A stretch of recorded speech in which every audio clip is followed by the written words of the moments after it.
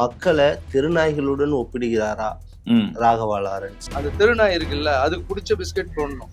ஒரு சில தெருநாய்ங்கெல்லாம் பாத்தீங்கன்னா பிஸ்கட் சாப்பிட பிரியாணி தான் சாப்பிடும், நான்வெஜ் தான் சாப்பிடும். இதுல லாரன்ஸ் ராகவா எந்த வகையிலுமே யாரையுமே இழிவா பேசலங்கிறது என்னுடைய பார்வை. ஒருவேளை லாரன்ஸோட ட்ராக் தாவேக்கா பக்கம் போகுமா இல்ல அண்ணாமலை அவர்கள் பக்கம் போகுமா? அதனால இன்றைக்கு ராகவா லாரன்ஸ் போகக்கூடிய இடமாக பெரும்பாலோர் பார்ப்பது தமிழக வெற்றி கழகத்துடன் வரேனா அப்படிங்கிறதுலாம் ஒரு சஸ்பென்ஸா வச்சிருக்கேன். ஒரு சில போன் கால் வந்திருக்கு அப்படின்னு ட்விஸ்டா முடிச்சிருக்கேன். அவர் இளைஞராக இருந்தாலும் கூட அவர் வருங்கால தமிழகத்திற்கு இந்த தமிழ் மக்களுக்கு அவர் பயன்பட வேண்டும். பாஜகவிலிருந்து விலகி வந்ததுக்கான காரணம் தன்னுடைய எண்ணங்கள் சிந்தனைகள் அதற்கான ஆதரவு கிடைக்கல. முதல்ல கொள்கை மாறலானா அடுத்து சொல்றேன். அப்ப மத்திய பாஜக என்பது ஒரு குறிப்பிட்ட கொள்கை வரையறை வைத்துக் கொண்டு இவருக்கு கடிவாளம் போடும் போது அப்ப அவரு அனுசரிச்சு போக முடியல. அதாவது அண்ணாமலை அவர்களுடைய அமைப்பு இன்னொரு பாஜக அப்படின்னு ஒரு விமர்சனம் இருக்கு. உயர் சாதியினர் ஆதிக்கம் இல்லாத ஒரு RSS, இன்னொரு பிஜேபியாக அல்லது தமிழக அளவில் உள்ள ஒரு பிஜேபியாக தமிழ்நாடு பாஜக என்கிற பேரோடு அடையாளப்பட்டு விடக் கூடாது என்பதை தடுக்க வேணும். சார், பயிற்சி இவர் அரசியல் அமைப்பு நடத்த போறாரா இல்ல RSS மாதிரி இன்னொரு அமைப்பு நடத்த போறாரா?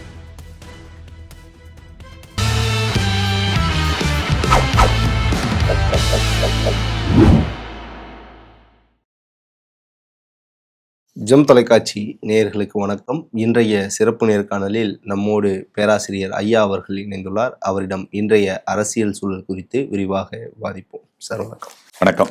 எப்படி இருக்கீங்க? நல்லா இருக்கு தம்பி. சார், கடைசியாவே பேசணும். அதாவது திருச்சி கிழக்குல யாரெல்லாம் போட்டியிடுவா அப்படிங்கிற மாதிரிலாம் நிறைய விஷயங்கள் பேசியிருந்தோம். சமீபத்துல சமூக வலைதளங்கள்ல திருச்சி கிழக்குல நடிகர், இயக்குனர், நடன இயக்குனர் இப்படியெல்லாம் பல பேருக்கு சொந்தக்காரனான ராகவா லாரன்ஸ் நிக்க போறார் தாவேக்கா சார்பா அப்படிங்கிற நிறைய வதந்திகள்லாம் வந்துச்சு. அதுக்கு முற்றுப்புள்ளி வைக்கிறது மாதிரி லாரன்ஸ் அவர்களும் சொல்லியிருந்தாங்க, தன்னோட அரசியல் வருகை உறுதியானது, மக்கள் நீங்க சொல்லுங்க அப்படிங்கிற ஒரு விஷயத்த சொன்னாங்க. இன்னைக்கு ரசிகர்கள் மத்தியில எங்க அம்மா முன்னிலையில நான் என்னோட முக்கியமான முடிவை நான் அறிவிச்சிருவேன், அரசியல் வருகையை அப்படிங்கிற மாதிரி சொல்லியிருக்காங்க. இது எப்படி பாக்குறீங்க? ஃபர்ஸ்ட், அதாவது ராகவா லாரன்ஸ் என்கிற ஒரு தனிநபர் மக்களுக்கு சேவை செய்யணுங்கிற ஆர்வம் உள்ளவராக அவர் காட்டியிருக்கிறார். அதுக்கு முன்னால் நம்ம பார்த்துருக்கோம் பல செய்திகளில். அவர் உழைக்கின்ற உழைப்பை திரைப்படத்தில் கொடுத்து திரையுலகத்திலிருந்து சம்பாதிச்சதை எளிய மக்களுக்கு அவர் பயன்படுத்தியிருக்கிறாருங்கிறத பார்க்குறோம். ஏன்னா அவருடைய வாழ்க்கையில் இதுக்கு முன்னால் அப்படி ஒரு அர்ப்பணிப்பான ஒரு ஒரு ஒரு பாதையை அவர் தேர்ந்தெடுத்திருக்கிறார். மக்கள் பணிக்கு அந்த குணம், அந்த இயல்பு தேவை, அது அவர்கிட்ட இருக்கு. சரி, இப்போ திருச்சி கிழக்கில் யாரை நிறுத்துவாங்க என்பது போல எல்லா கட்சியிலையும் ஒரு இது இருக்கும். இன்னைக்கு தாவேக்காவுக்கு ஒரு ஈர்ப்பு இருக்கிறதுனால அவங்கள மீறி வேற யாரும் ஜெயிக்க முடியாது என்கிற ஒரு நிலைப்பாடை முடிவெடுத்திருப்பாங்க. இப்போ எத்தனையோ கட்சியிலேருந்து மாறி மாறி வராங்கல்ல, ஒவ்வொருத்தருக்கும் ஒரு கணக்கு இருக்கும். நமக்கு வாய்ப்பு எப்படி வரும், நம்மளை எப்படி தக்க வைத்துக்கலாம்ங்கிற மாதிரி கணக்கிட்டு தான் வருவாங்க. அந்த வகையில் நம்மளுடைய முன்னாள் இந்திய ஆட்சி பணி அதிகாரி சகாயம் அவர்களையும் சொல்லிக்கிட்டு இருந்தாங்க, பலரை சொல்றாங்க. அதுபோல இன்னைக்கு ராகவா லாரன்ஸையும் சொன்னாங்க. அவர் தன்னுடைய நேர்காணலில், அதாவது பேட்டியில் சொல்றாரு, என்னுடைய அம்மா தான் என்னுடைய அரசியலுக்கு தடையா இருந்தாங்க, அரசியலே வேண்டாம்ப்பா நமக்கு என்பது போல அதை ஒரு குறைவாக அவர் மதிப்பிட்டு அவங்க என்னை தடுத்தாங்க. ஆனால் விஜயினுடைய வருகைக்கும் வெற்றிக்கும் பின்னால் அந்த அந்த பிள்ளை வந்துச்சு, நல்லா இப்போ இருக்கு, நல்லா செய்யுது, அதனால அரசியல் தப்பு இல்லை, வாய்ப்பு கிடைத்தால் அந்த அரசியலுக்கு போய் நாட்டு மக்களுக்கு நல்லது செய்யலாம் என்பதை நான் உணர்ந்ததுனால நீ அரசியலுக்கு இனிமேல் நீ போகலாம்ப்பா உன் விருப்பப்படி என்பதாக என் தாய் எனக்கு அனுமதி கொடுத்துட்டாங்க என்பதை சொல்லி, இப்பொழுது என் தாய்க்கு இணையாக இருக்கக்கூடிய என்னுடைய ரசிகர்கள் நீங்க தான் என்ன செய்யணும் முடிவு சொல்லணும். நீங்க நான் அரசியலுக்கு போகலாம்னு சொன்னா நான் அரசியலுக்கு வர்றேன், நான் போவேன், உங்களுக்கு பணி செய்ய தயாரா இருக்கிறேன். அப்படி இல்லை, வேண்டாம், இது நல்லா இல்லை, நீங்க அரசியலுக்கு வர வேண்டாம், நீங்க எப்பயும் போல இருங்க என்று நீங்கள் மறுத்துட்டீங்கன்னா நான் என்னுடைய பணியை எப்பொழுதும் போல தொடர்கிறேன் என்பது போல நேர்காணல சொல்லியிருக்காரு. இது ஒரு பகுதி. 2வது பகுதி, இந்த ஆட்சியை பற்றி நீங்க என்ன நினைக்கிறீனோ கருத்து கேட்கறாங்க. சரிதானே? கரெக்ட். அந்த கருத்துக்கு அவர் என்ன செய்யறாரு, ஆட்சி ரொம்ப நல்லா இருக்கு, ரொம்ப சிறப்பா இருக்கு, அவங்களுடைய செயல்பாடு ரொம்ப நல்லா போய்கிட்டு இருக்கு, இதுல எந்த குறிப்பா 2 அமைச்சரை பத்தியும் பேசினார். இல்ல அதுவும் சொல்றாரு. அவங்க வந்து அந்த களத்துக்கு சென்று எப்படி பணி செய்யறாங்க, அறநிலைத்துறையில போய் கோயில்களா போய் சென்று இது பண்றதும், அதே நேரத்துல பள்ளி கல்வித்துறையினுடைய அந்த செயல்பாடுகளும் அவர் பாராட்டுறாரு. அது ஒரு எடுத்துக்காட்டுக்காக சொல்றாரு ஒழிய பொதுவா எல்லாத்தையும் அவர் பாராட்டுறாரு. பாராட்டிட்டு கடைசியா ஒண்ணு சொல்றாரு, மக்களுடைய எதிர்பார்ப்பு என்பது அளவுக்கு அதிகமாக இருக்கு. எதிர்க்கட்சி பண்ணக்கூடிய அரசியல்வாதிகளும் தப்பா விமர்சனம் பண்றாங்க. எப்படி அப்படின்னு கேட்டா, வந்து 1 மாதத்துக்குள்ளேயே பல குறைகளை கண்டுபிடிச்சு விமர்சனம் செய்யறாங்க எதிர்க்கட்சி ஆட்கள். அது தவறு முதல்ல. 2வது இதை செய்யலையே அதை செய்யலையே இதை செய்யலாம் அதை செய்யலாம்னு சொல்லி அவசரப்படுறாங்க. அது ஒரு கேட்டகரி. பலர் வந்து என்ன செய்யறாங்க, சந்தோஷப்படுறாங்க, பரவாயில்ல நல்லா இருக்கு, பெண்களை வந்து காக்கன்னு நினைக்கிறாரு, ஜாதி போக்குகளை வந்து தடுக்க தனி கவனம் செலுத்துறாரு, பெண்களை பாதுகாக்கிறது தனி கவனம் செலுத்துறாரு, செயல் நடவடிக்கை பூரா சிறப்பாக இருக்கு, பாராட்டுக்குரிய விஷயம் என்று சொல்லிட்டு இப்படி அவசரப்பட்டு எதிர்பார்ப்புகளை வளர்த்துக் கொள்ளுகின்றவர்களை பற்றி சொல்லுகின்ற பொழுது ஒரு ஓமையில சொல்றாரு. என்ன சொல்றாரு? அதாவது இந்த ஒரு விஷயத்தை முன்வைக்கிறார், திருநாய்களுக்கு கூட அதுக்கு பிடிச்ச சாப்பாடு தான் நம்ம. அது வந்து ஒரு ஓமை. ஒரு ஓமையை சொல்லுகின்ற பொழுது என்ன சொல்றாருன்னா, ஒரு வீட்டு குடி போற பொழுது வீடை பார்த்து நல்லா இருக்குன்னு உள்ள போயிருவோம்.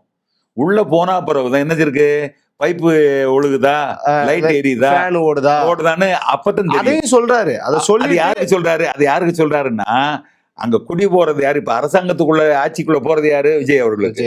அப்ப அங்க இருக்கக்கூடிய சூழ்நிலைக்கு ஏற்றவாறு புரிந்துகிட்டு அதுக்கு பிறகு அவங்க செயல்படவே முடியும். அத சொல்றாரு சார். அதை சொல்லி முடிச்ச அடுத்த செகண்ட்ல தான் ஒரு தெருநாய்களுக்கு கூட அதுக்கு பிடிச்ச சாப்பாடு தான் வைக்கணும், அதே மாதிரிதான் மக்களுக்கு ஒரு விஷயம் செய்யணும்னா அதுக்கான கால அவகாசம் வேண்டும். அதுதான். ஆக இது தெருநாய்க்க வந்து ஒரு ஓமையாக ஒரு சொல்றாரே ஒழிய மற்றவர்களை இழிவுபடுத்த அவர் சொல்லல. ஒரு தெருவுல நாய் அந்த குடி போடுறோம், நம்ம வந்து புதுசா இருக்கும், அது குறைக்கும்.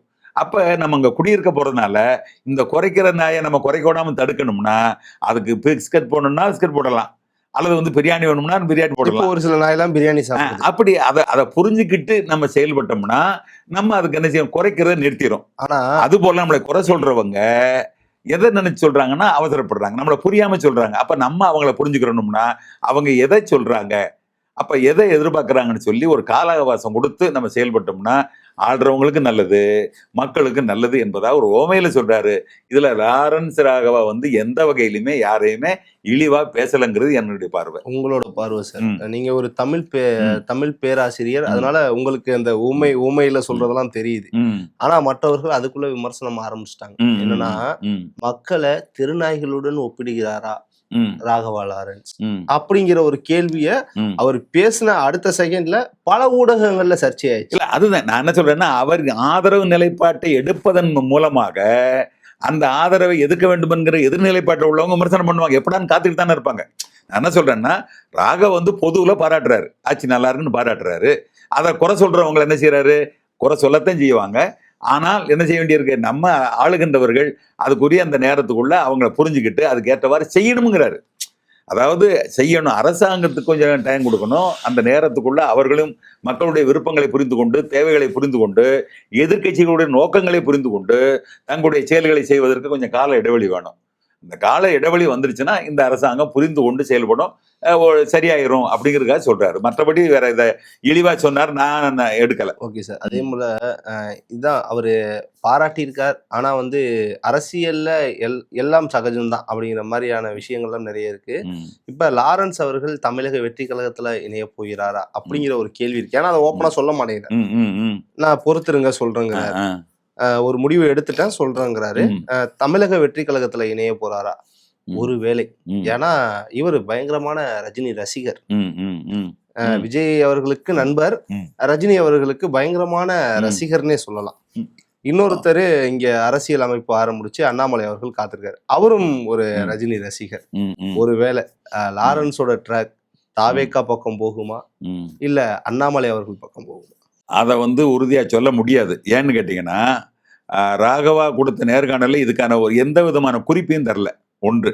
ஆனால் பெரும்பாலோட என்ன சொல்லியிருக்காரு என்னன்னா, ரஜினிகாந்த் அவர்கள் வந்து அரசியல் கட்சி தொடங்க போகும்போது அவர் கூட சேர்ந்து பணியாற்றணும்னு ஆசைப்பட்டேன், சரி. அப்ப என்னால முடியலன்னு ம், இருக்கேன். ம். அதான். சரி, அது கரெக்ட். ஆனா இப்ப அரசியல் கட்சியே ரஜினி தொடங்கி இருந்தால் உறுதியாக அவர் பக்கம் போவாருன்னு நம்ம உறுதியா சொல்லிடலாம். ஆனா அவருக்கு அரசியலுக்கும் இன்னைக்கு வந்து தொடர்பு இல்லாம போயிட்டாரு. இப்ப விஜய்னு தான் உச்சத்துல இருக்கிறாரு. இடைத்தேர்தலும் ஒரு 5 தொகுதிகளுக்கு வரப்போகிறது. அதுக்கான வாய்ப்பும் இருக்கிறது. அதனால இன்றைக்கு ராகவா லாரன்ஸ் போகக்கூடிய இடமாக பெரும்பாலோர் பார்ப்பது தவேகாதான் நான் நினைக்கிறேன். ஏனென்றால் வந்து அவர் ஏற்கனவே மக்கள் பணியை செய்து கொண்டிருப்பதனால விஜய்க்கும் பிடிக்கலாம். ஒரு அதாவது நம்மளும் வந்து ஒரு திரைத்துறையில இருந்து மக்கள் பணி செய்வதற்கு வந்திருக்கிறோம். அதே மனநிலையில மக்கள் பணியை ஏற்கனவே செஞ்சுக்கிட்டு இருந்தவர் அரசியலுக்குள்ள வந்தால் நல்லதுதான், அவரை நம்ம பயன்படுத்திக்கலாம், மக்கள் பணிக்கு பயன்படுத்தலாம்ங்கிற விஜய் நினைச்சாலும் தப்பு இல்லை, இவரும் அங்க போனாலும் தப்பு இல்லை. இதைத்தான் பெரும்பாலோர் நினைக்கிறாங்க. நீங்க சொன்ன மாதிரி அண்ணாமலைகிட்ட போவாரா அல்லது ரஜினியுடைய ரசிகர் முறையில அவர் பக்கம் போவாராங்கிற மாதிரியான கேள்விக்கு இப்பொழுதுக்கு இடம் இல்லை. ஓகே சார், இன்னொரு விஷயம் சொல்லியிருக்காரு. நடிகர் ரஜினிகாந்த் ஆசையோட தான் நான் எல்லா விஷயத்தையும் செஞ்சுட்டு வரேன் அப்படின்னு சொல்லியிருக்காரு. தமிழக வெற்றி கழகத்துடன் வரேனா அப்படிங்கிறதெல்லாம் ஒரு சஸ்பென்ஸா வச்சிருக்கேன். ஒரு சில போன் கால் வந்திருக்கு அப்படின்னு ட்விஸ்டா முடிச்சிருக்காரு. சரி, இதனுடைய நுட்பம் என்னன்னா, ரஜினி அவர்களிடம் ஒரு ஆலோசனை பெறலாம். இவர் வந்து நீ இந்த இடத்துல போனா உனக்கு எதிர்காலத்துக்கு நல்லது என்று ரஜினி சொல்லலாம். அது இப்பொழுது நீங்க சொன்ன மாதிரி அண்ணாமலைகிட்ட போறதா அல்லது வந்து இங்க விஜய்கிட்ட போறதாங்கிற மாதிரியான நிலைப்பாடு இருக்கின்ற பொழுது இந்த 2 நிலைப்பாட்டுல இன்னைக்கு முதலிடத்துல இருக்கிறது வந்து விஜயனுடைய கட்சியில போறதுக்கு தான் ஒரு வாய்ப்பு இருக்கிறது. அண்ணாமலைகிட்ட போவதற்கான வாய்ப்பு வந்தது என்று சொன்னால் அதை வந்து ரஜினியினுடைய ஆலோசனையின் அடிப்படையில போறதுக்கான வாய்ப்பு இருக்கலாம். ஏனென்றால் ரஜினிக்கு வந்து பிஜேபியோடு இருக்கிறது, அதே போல திமுக கட்சியிலையும் ரொம்ப யாரையும் பகைத்து கொள்ள மாட்டார். அவருடைய இயல்பு, அதாவது ரொம்ப ஆன்மீகத்தோடு ஈடுபாடு கொண்டவர் தான். ஆனாலும் கூட கலைஞர் அவர் காலத்திலேயே நாத்தியம் பேசக்கூடிய கட்சியிலே தன்னை இணைத்து கொண்டு மேடைகளில் ஏறிக்கொண்டு நான் பகையாளி இல்லை என்பது போல காட்டி கொண்டிருக்கக்கூடியவர்கள். ஏனென்றால் பொது வாழ்க்கைக்கு வந்தவர்கள் வந்து யாரையும் பகைத்து கொண்டு தேவையில்லாம விமர்சனத்தை சந்திக்க வேண்டாம் என்று நினைக்கக்கூடிய இயல்புல தான் ரஜினி அவர்கள் இருந்தார்கள். அப்படித்தான் இப்ப இருக்கிறார்.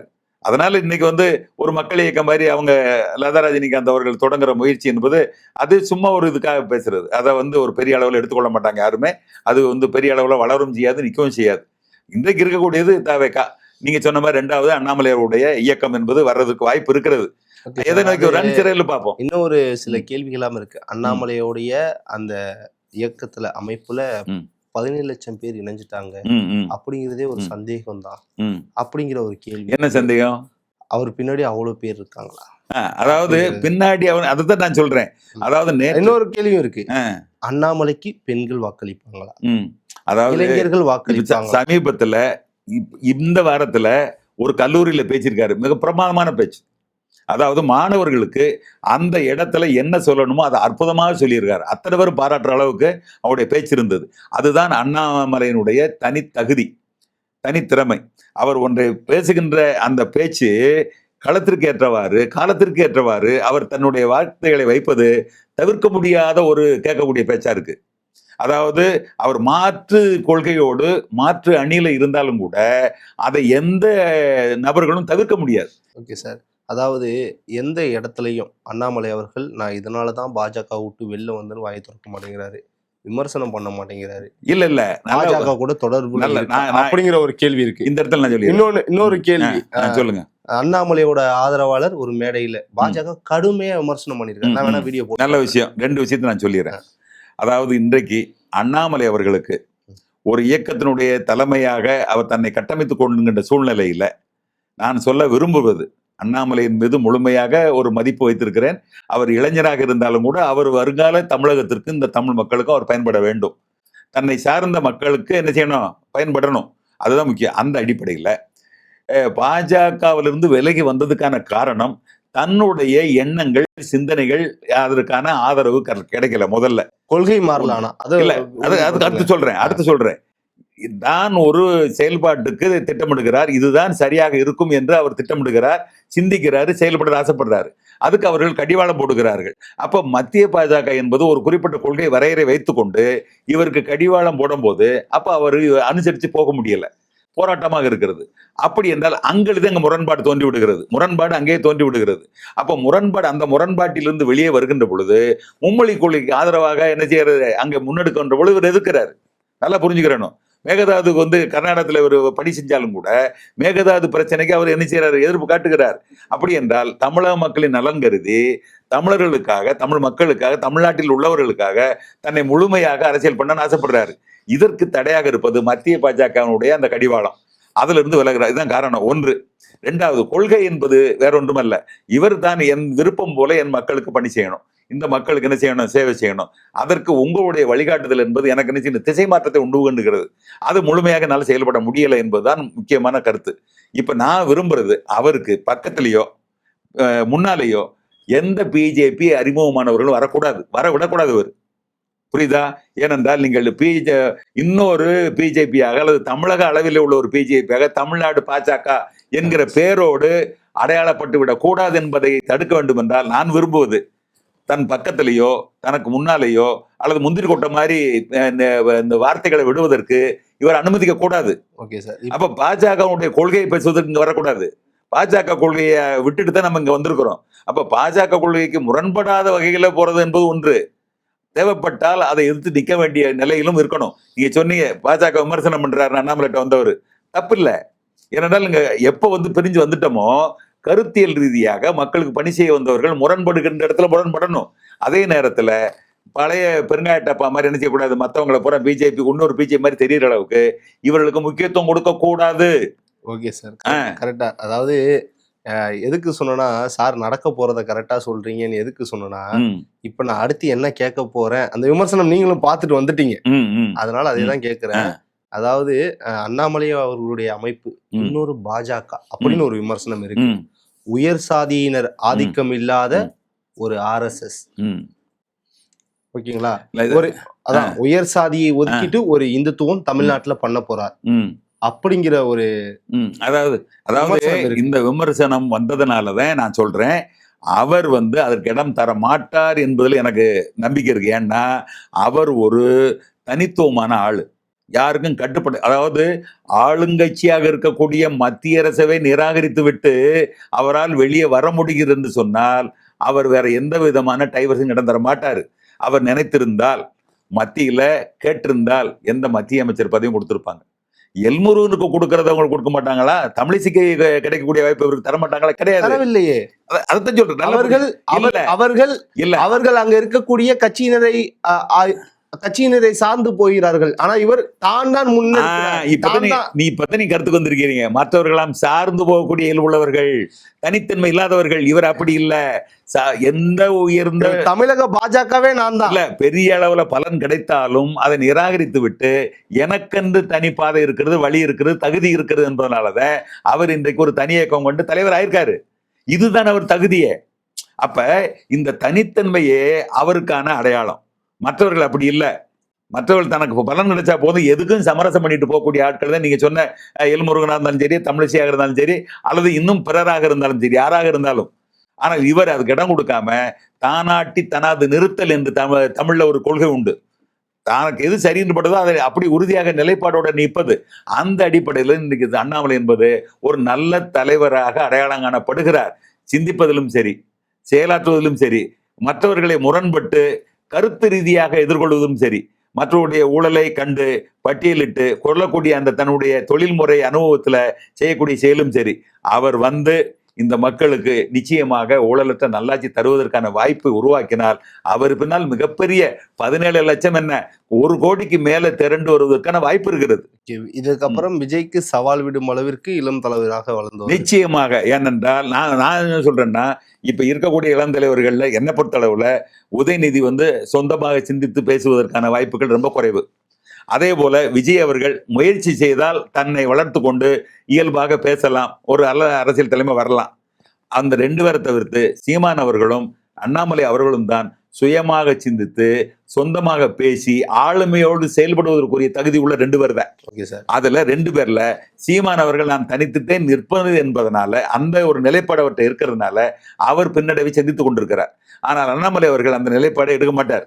அவரு ஒத்த கருத்துள்ள அத்தனை பேரையும் நான் ஒருங்கிணைத்த கருவுள்ள தயாராக இருக்கிறேன் என்கிற நிலைப்பாட்டில் தான் அண்ணாமலை அவர்கள் இருப்பார். அப்ப அந்த அடிப்படையில அண்ணாமலை அவர்களுடைய அந்த தனிப்பட்ட தகுதியும் இப்படிப்பட்ட நிலைப்பாடும் அவருக்கு பலம் சேர்க்கும்.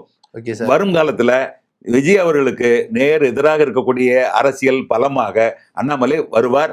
அதை விட தாண்டி முதலிடத்துக்கு வருவதற்கான வாய்ப்பும் இருக்கிறது. Okay sir. இப்ப அதாவது இடைத்தேர்தலில் போட்டியிட வாய்ப்பு இருக்கு இல்லையா? இப்ப அண்ணாமலை அவர்களை பொறுத்தளவுல மற்ற கட்சி தலைமைகள் போல் இல்லாமல் தகுதியானவர்கள் தான் நம்முடைய கட்சியில பயணிக்கணும், பொறுப்புகளை பெற்று மக்கள் பணி செய்யணும்னு ஆசைப்படுறாரு.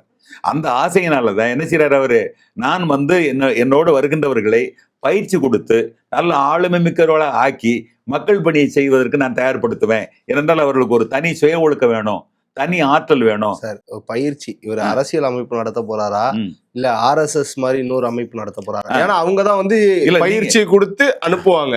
ரெண்டாவது வந்து ராணுவம் காவல்துறையில பயிற்சி கொடுத்து எடுப்பாங்க. இல்ல இது அதே RSS ஓட முயற்சி இவர் பண்றாரா அப்படிங்கிற கேள்வி வரும். கரெக்ட். அந்த முயற்சி என்பதை விட அந்த பேட்டர்ன் அது வந்து ஒரு ஃபார்முலா. அந்த ஃபார்முலா வந்து நம்ம நல்லது செய்துக்கு பயன்படுத்தலாம். அவர் என்ன சொல்றாரு, அப்படி பயிற்சி கொடுப்பதனாலே அரசு ஆயிராது. இப்ப அண்ணாமுக பயிற்சி கொடுக்க நினைக்கிறாங்க, திமுக பயிற்சி கொடுக்க நினைக்கிறாங்க. இன்னும் சொல்ல போனா ராமதாஸ் அவர்கள் வந்து தைலாபுரத்துல முழுக்க பயிற்சி கொடுத்து தான் தன்னுடைய கேட்டர்களை உருவாக்குனாங்க. அப்ப பயிற்சி கொடுப்பதனாலே அரசன் ஆயிராது. பயிற்சி கொடுத்ததுனாலதான் அவங்க வந்து ஒரு சைபர்ல இருந்துகிட்டு இன்னைக்கு பெரிய ஆளுங்கட்சியாக வந்து அசைக்க முடியாத சக்தியா மாறி இருக்காங்க. அப்ப பயிற்சி கொடுப்பது தப்பில்லை, அவர்கள் நோக்கத்துக்கு அவருக்கு பயிற்சி கொடுத்திருக்காங்க. இவர்கள் நோக்கம் வேற, இவர்கள் நோக்கத்துக்கு ஏற்றவர்கள் பயிற்சி கொடுக்க போறாங்க. எனவே இந்த பயிற்சி என்பது தகுதியான ஆட்களை கொண்டு வந்து, தரமான ஆட்களை கொண்டு வந்து மக்கள் பணிக்காக முன்னிறுத்த போகிறது. ஏனென்றால் முதல்ல வந்தவனை பூரா உள்ள போட்டுக்கிட்டு தகுதியற்றவனை பூரா உள்ள சேர்த்து வச்சுக்கிட்டு கடைசியில் ஐயோ குத்துதே குடையுதுன்னு அவஸ்தைப்படுறதை விட தகுதியானவனை வந்து உருவாக்கி அவனுக்கு தகுதி இருப்பதை கண்டு மக்கள் பணிக்கு ஆற்றினோம்னா அப்படிப்பட்ட ஒரு மிகச்சிறந்த வந்து விதை நெல் போல இருப்பாங்க. எல்லா நெல்லையும் விதைக்கிறது என்பது எல்லா விவசாயி கிடையாது. விதை நெல்லை சரியாக பாதுகாத்து வைத்திருந்து அந்த நெல்லை விதைச்சாத்தான் விளைச்சல் அதிகமா இருக்கும். அதனால ஒரு மிகச்சிறந்த வேளாண் சமூகத்து பிரதிநிதியா இருக்கக்கூடிய அண்ணாமலை அவர்கள் விதை நெல்லை போல ஒட்டுமொத்த இளைஞர்களிடம் சரியான தகுதியான ஆட்களை பயிற்சி கொடுத்து தேர்ந்தெடுத்து மக்கள் பணி கொண்டு வர போறாருன்னு சொல்றது வந்து மிக மிக பாராட்டுக்குரிய விஷயம். அது தமிழக அரசியல்ல ஒரு மிகச்சிறந்த திருப்பு முனை உண்டாக்கும் என்பதில் எந்த மாற்றமும் இல்லை. பொறுத்திருந்து பார்ப்போம். நன்றி சார். மகிழ்ச்சி.